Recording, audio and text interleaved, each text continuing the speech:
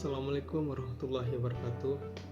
Perkenalkan, nama saya Maksum Syahnur, NIM 170301007, mata kuliah Sejarah Matematika.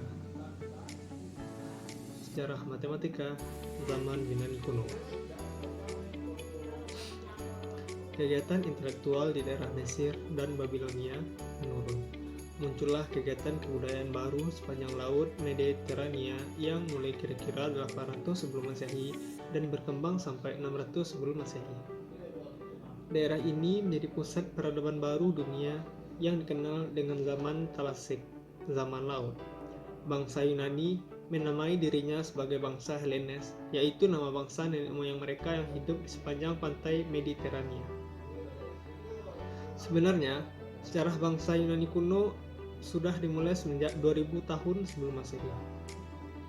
Pada Olimpiade 1 tahun 776 sebelum Masehi, kesastraan Yunani berkembang dengan menakjubkan, sedangkan dalam bidang matematika belum nampak kegiatan yang cukup berarti.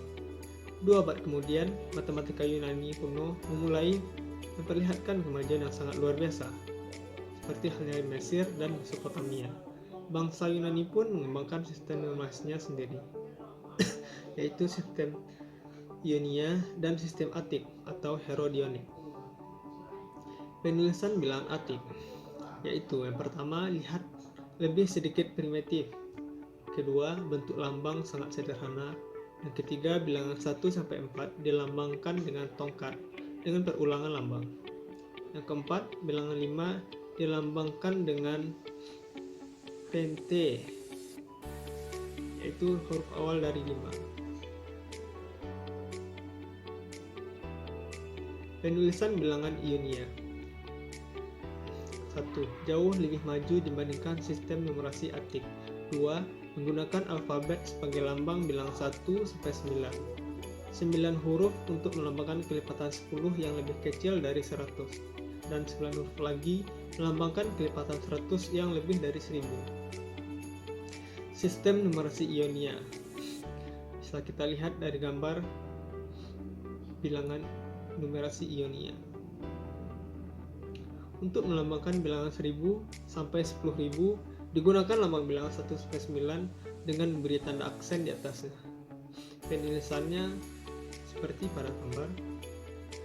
Untuk bilangan yang lebih dari 10.000 digunakan lambang 1-999 dengan meletakkan huruf di atas N. Untuk bilangan pecahan, hanya membuat unit-unit pecahan yang sederhana saja, tidak berlaku secara umum, karena menghindari penggunaan pecahan secara berlebihan. Tokoh-tokoh matematika Yunani kuno. Thales, lahir di Miletus, Asia Minor sekitar tahun 624 sebelum Masehi, meninggal pada usia lebih kurang 73 tahun atau lebih kurang 548 sebelum Masehi. Bidang yang dipelajari yaitu matematika, ilmu pengetahuan alam, dan astronomi. 5 teorema tentang geometri yang dikemukakan Thales. 1. Suatu lingkaran dibagi 2 sama besar oleh diameternya. 2. Sudut-sudut alas segitiga sama kaki adalah sama. 3. Pasangan sudut siku-siku yang dibuat oleh 2 garis yang berpotongan adalah sama. 4. 2 segitiga adalah sama dan sebangun apabila 2 sudut dan 1 sisinya sama. 5. Suatu sudut yang dilukis dalam setengah lingkaran adalah siku-siku. Bidang filosofis. Salah satu ungkapan filosofis yang paling terkenal adalah kenalilah dirimu sendiri. Dan bidang astronomi, Thales dikagumi karena sudah dapat memprediksi gerakan elips matahari pada peredarannya dalam 1 tahun. Tokoh-tokoh matematika Yunani kuno. Pythagoras, lahir di Samos sekitar tahun 572 sebelum Masehi, mendirikan sebuah sekolah di Crotona. Moto Pythagoras yang terkenal, semua adalah bilangan, atau bilangan yang menguasai seluruh alam. Bilangan figuratif, yaitu 1 bilangan triangular, 2 bilangan kuadrat atau biosangkar, 3 bilangan pentagon, 4 bilangan persegi panjang, 5 bilangan heksagon. Bilangan bersahabat. Apabila bilangan yang pertama sama dengan jumlah pembagi murni bilangan kedua, dan bilangan kedua sama dengan pembagi murni bilangan pertama. Bilangan sempurna. Apabila jumlah pembagi murni suatu bilangan sama dengan bilangan itu sendiri. Anaxagoras dilahirkan di Klazomenai tahun lahir tidak diketahui, menerbitkan buku yang berjudul On Nature. Meninggal pada usia lebih kurang 420 sebelum Masehi. Lalu, Delian Problem. Apabila diketahui panjang sisi suatu kubus, lukislah dengan hanya menggunakan mistar jangka saja sisi suatu bujur yang mempunyai isi 2 kali isi bujur sangkar pertama. 3. Problem klasik. Pengkuadratan suatu lingkaran, yaitu mencari suatu bujur sangkar yang luasnya sama dengan luas suatu lingkaran yang diketahui. Kedua, kalikan isi kubus, yaitu mencari suatu bujur sangkar yang isinya 2 kali bujur sangkar yang diketahui. Membagi 3 sama besar sembarang sudut yang diketahui. Hippocrates lahir di Chios kira-kira tahun 460 sebelum Masehi, penulis buku yang berjudul Element of Geometry. Teorema Hippocrates yaitu segmen-segmen yang sebangun dari lingkaran-lingkaran yang mempunyai rasio yang sama dengan kuadrat-kuadrat alasnya. Ia mendemonstrasikan teorema ini dengan memperlihatkan bahwa luas dua lingkaran adalah sebanding lurus dengan kuadrat diameter-diameternya. Hippias lahir di Elis, memperkenalkan bentuk kurva yang lain dari kurva, garis lurus dan lingkaran, yang dikenal dengan trisectric atau quadratics dari Hippias. Sebab kurva ini dapat digunakan untuk mengkuadratkan suatu lingkaran. Karya Arsitas. Penyelesaian Delian Problem dengan 3 dimensi yang melibatkan kerucut dan silinder, yang merupakan langkah pertama kepada geometri analitik. Zeno, menurut ajaran Pythagoras, ruangan dan waktu diasumsikan sebagai titik-titik dan ruang dan waktu juga mempunyai suatu sifat yang disebut kontinuitas. Menurut ajaran Pythagoras, waktu dan ruang dapat dibagi atas bagian-bagian yang sangat kecil, yaitu kecil yang tak terhingga. Tapi pendapat ini ditentang oleh Zeno, yang berpendapat bahwa konsep divisibilitas dan multiplisitas adalah tidak mungkin. Achilles, gerakan itu tidak ada, dengan asumsi subdivisibilitas tak terhingga dari ruang dan waktu. Dikotomi, sebelum suatu objek menempuh jarak tertentu, objek itu harus menempuh jarak setengahnya. Objek itu harus menempuh jarak seperempatnya terlebih dahulu dan seterusnya.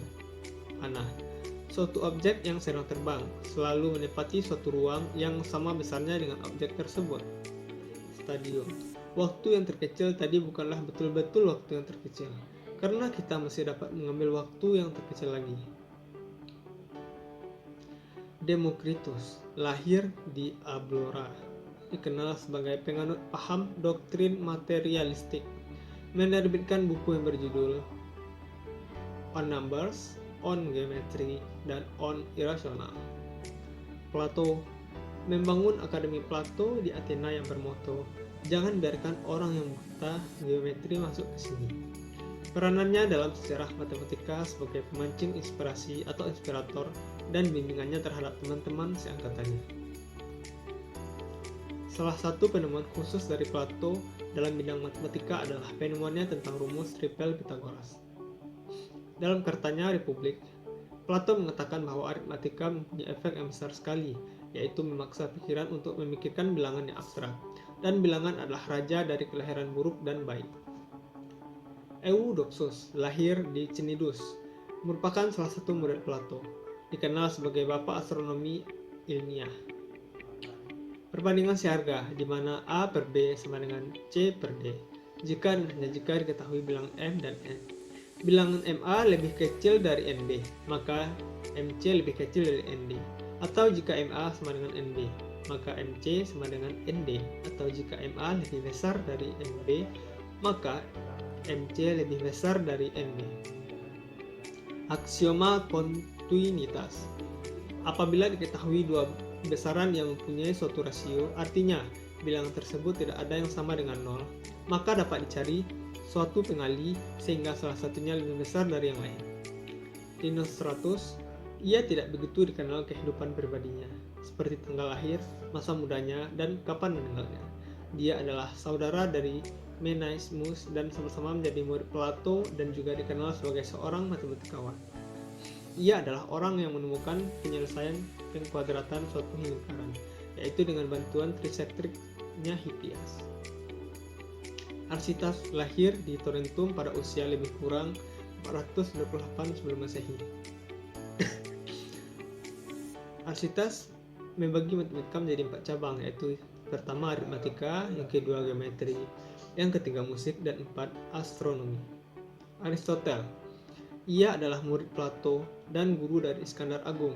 Beliau adalah seorang ahli filosofis dan ahli biologi.